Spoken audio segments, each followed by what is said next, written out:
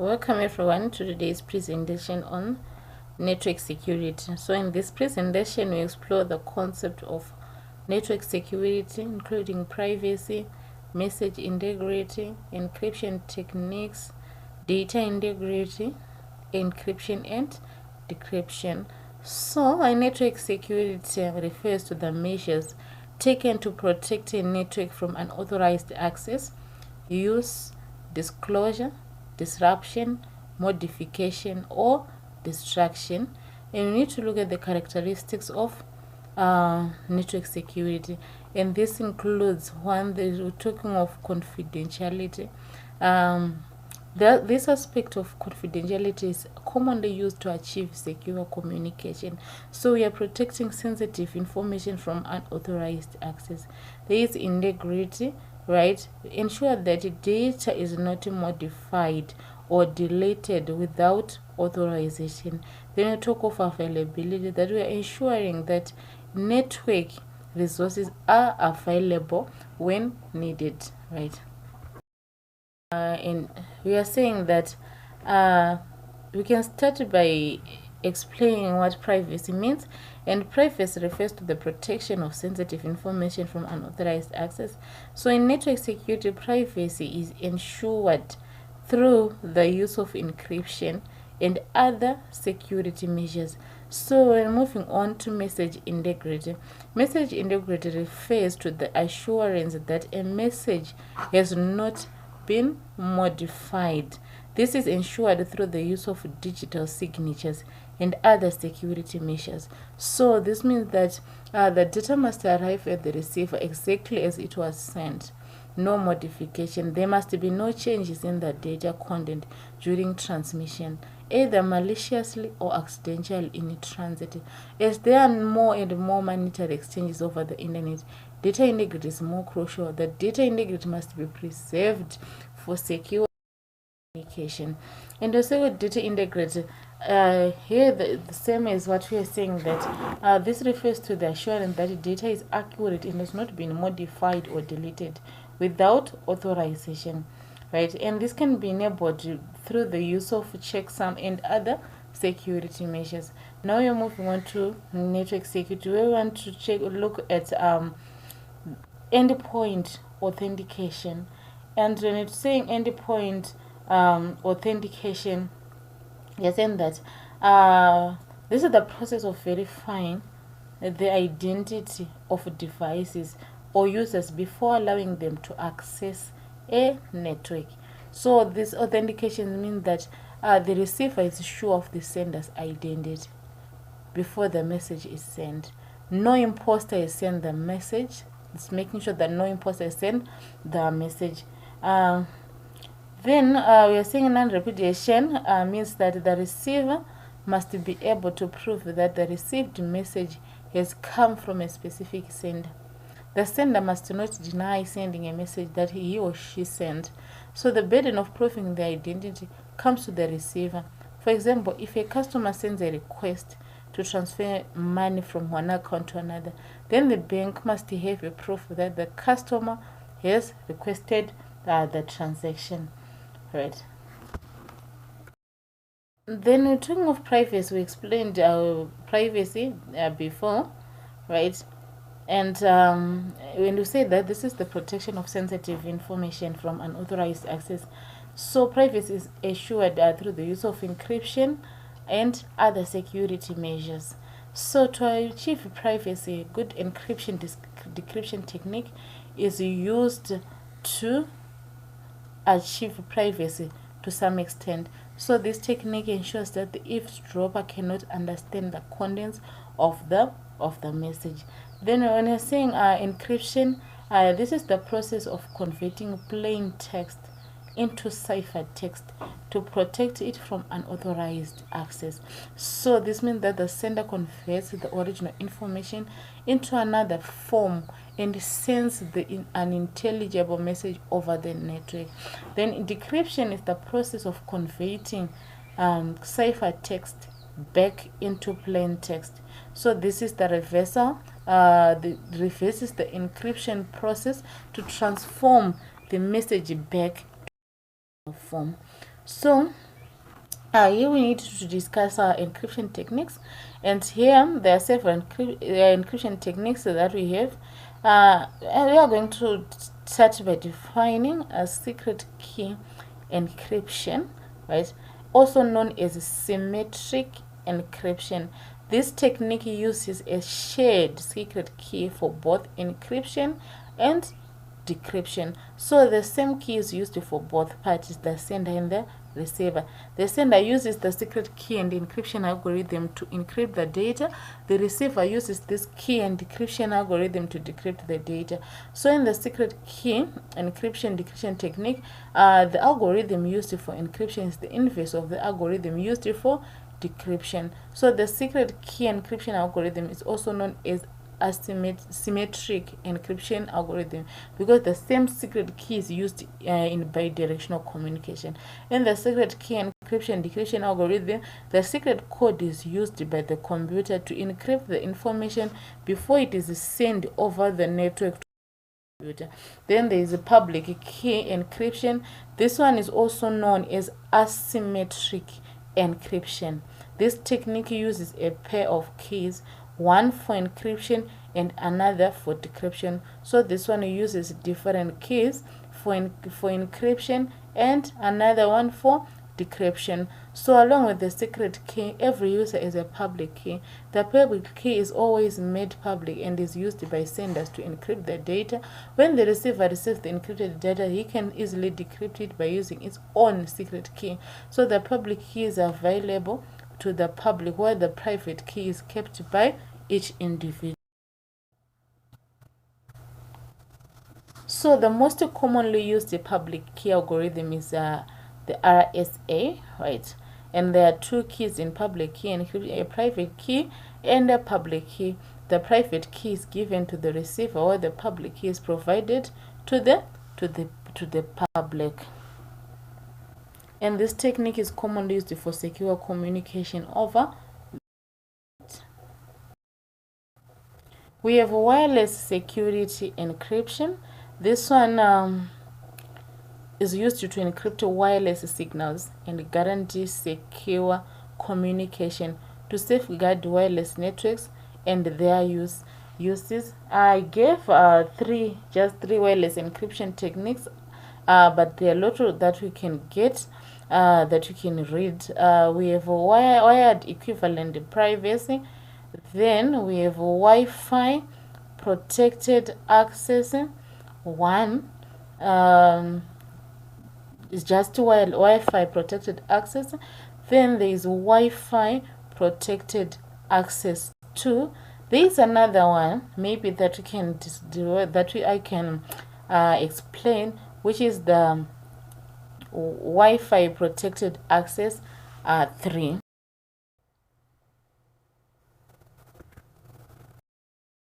Then on wireless equivalent privacy, we are saying that this is an old protocol developed in the 90s, right?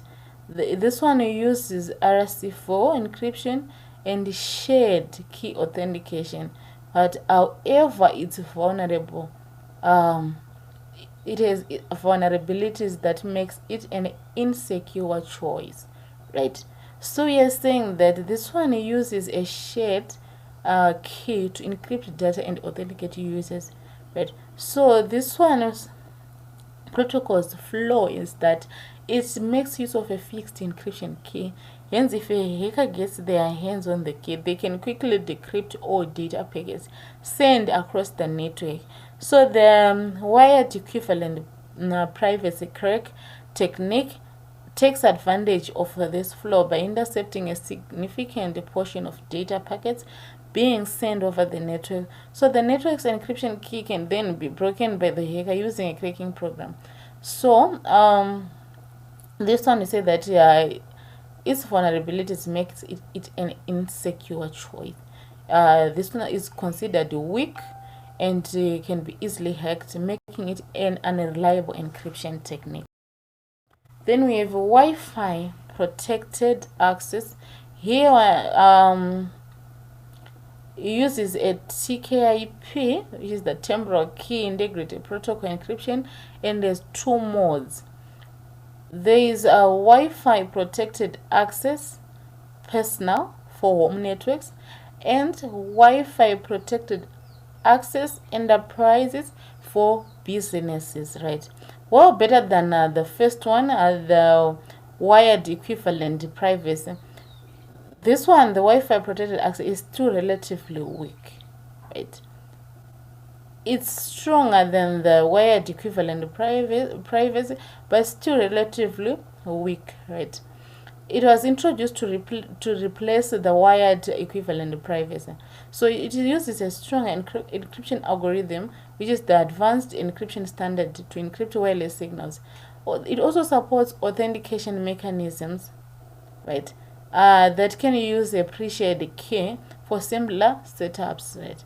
So, however, this can still be vulnerable to attacks, especially when using a weak pre-shared one that I do not write in my slides, which is the Wi-Fi protected access 3. This offers enhanced encryption protection against the dictionary attacks and simplified device configuration. It comes in 3 types: the WPA3 personal, WPA3 enterprise, and Wi-Fi enhanced open, right? Moving on, we need to look at virtual private network, right? And here a VPN is a secure encrypted connection, right, between two endpoints over the internet. This one uses various security protocols, right? The key features that we have, it encrypts data for privacy and security. It hides the user's IP address. And the common uses are used for secure remote access for employees and bypassing geo restrictions. So, we have protocols. We have the IPsec, which is the Internet Protocol Security. Then a suite of protocols that provides encryption, authentication, and key exchange. So this is a suite of protocols designed to secure internet protocol communication. The core components that we have the authentication header that provides authentication and integrity, encapsulating security payload. The ASP provides encryption and confidentiality. This one is used to secure VPN connection and protecting data in transit.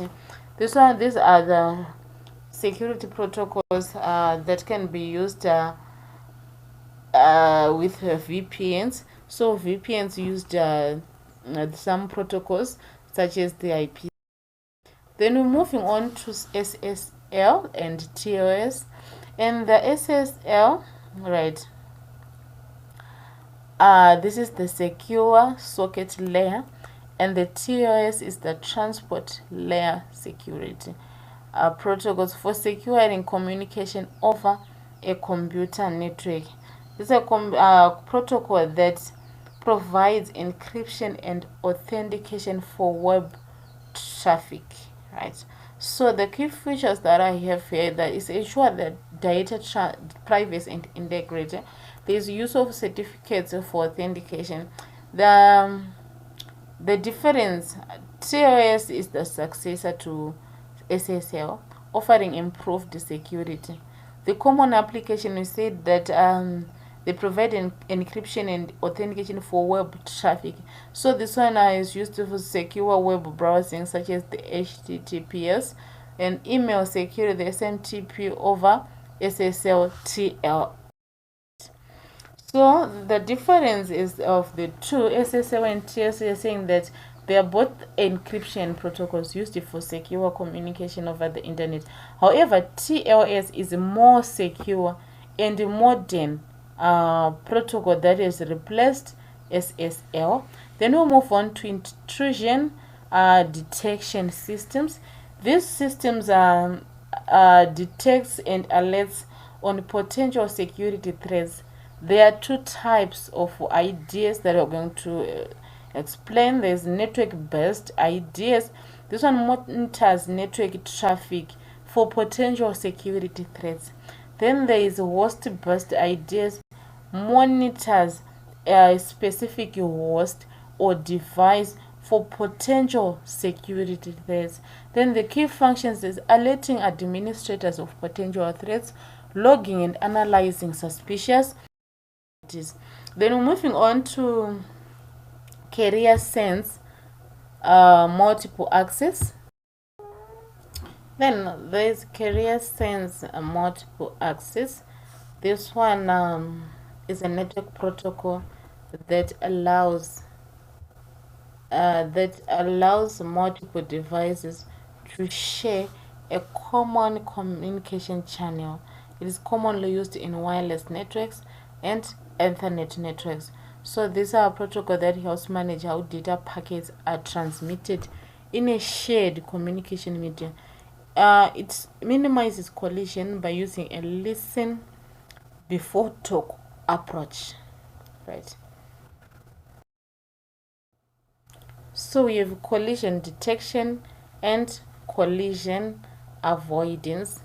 Then when we are talking of collision detection, this is a technique used to detect collision when they occur. So this is used primarily in wired Ethernet networks. It detects collision that occur when two devices transmit data simultaneously, right?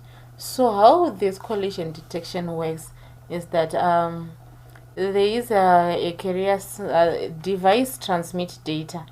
Then a carrier sends, then device checks if the channel is clear before transmitting, right? If the channel is clear, the device sends its data. While transmitting, device continue to listen for collisions. If a collision is detected, both devices stop transmitting and send a jamming signal to notify others. Then they wait a random amount of time before attempting to retransmit, right? Then an example is, suppose we have two devices. We have device A and B connected to a wireless network, right? Connected to device A wants to send so we suppose we have two devices A and B connected. Then device A wants to send data to device B. So device A transmits data. Then a collision occurs when device B transmits its data at the same time. Device A detects the collision. Then device A stops transmitting the data. Then device A waits for a random period of time before retransmitting data. Then we move on to collision avoidance. Here, this is a technique used to prevent collision from occurring in the first place. Right? So it's used primarily in wireless networks like Wi-Fi to avoid collision before they occur. So how it works, device check if the channel is idle before transmitting, right? If the channel is clear, the device sends a request to send, right, signal to the intended receiver, right? So the receiver responds with a clear to send signal, indicating that the channel is reserved for the sender. Then the sender transmits the data. Then the receiver sends an acknowledgement after receiving the data. Suppose we have two devices A and B connected to a wireless network. Device A wants to send data to device B. So device A sends an RTS, which is a request to send packet to device B. Device B responds with a clear to send packet, indicating that the channel is clear. Then device A transmits its data. Then device B sends an acknowledgement packet, right, to acknowledge receipt of the data.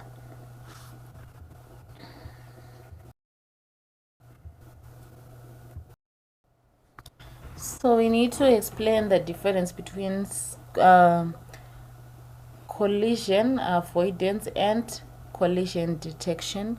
The carrier sends multiple access collision detection, and the collision carrier sends multiple access with collision avoidance. So in terms of media, they also differ in the medium they use. The collision detection is typically used in wired networks such as Ethernet, where devices are connected through physical cables, and collision avoidance is used in wireless networks, Wi-Fi, where devices communicate through radio waves. This difference in medium affects the way collisions are handled and the efficiency of the protocol.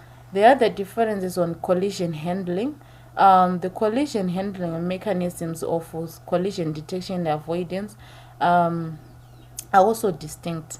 The carrier sends multiple access collision detection uses a collision detection mechanisms where device detects collision and retransmit data. In contrast, the carrier sends multiple access collision avoidance uses a collision avoidance mechanism where devices request permission to transmit data before sending it.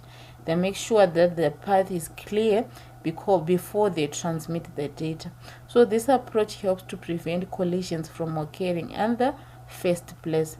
Then on mechanisms, on if this one, the carrier sends multiple access collision detection. They use jamming signal. Then the collision avoidance uses the RTS, CTS signaling.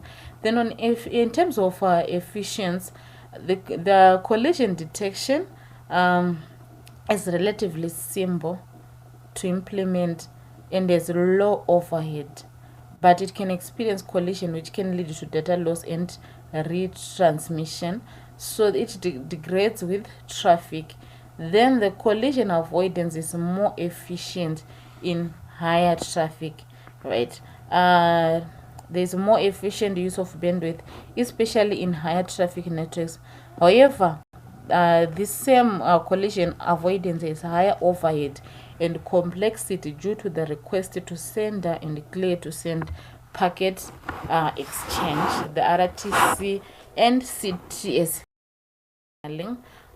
Thank you for listening to this presentation. If you have questions and comments, feel free to write in the comment section. Thank you for your time.